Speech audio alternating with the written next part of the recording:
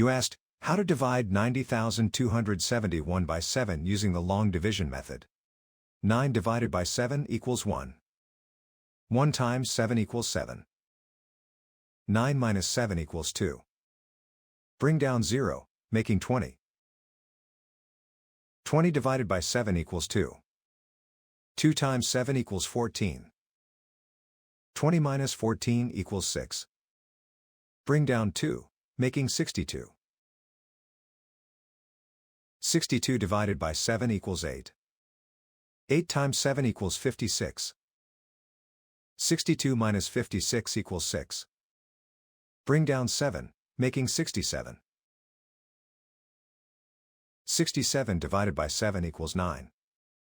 9 times 7 equals 63. 67 minus 63 equals 4. Bring down 1, making 41.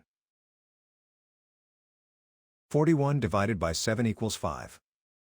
5 times 7 equals 35. 41 minus 35 equals 6. The remainder is 6. The final result is 12,895 remainder 6.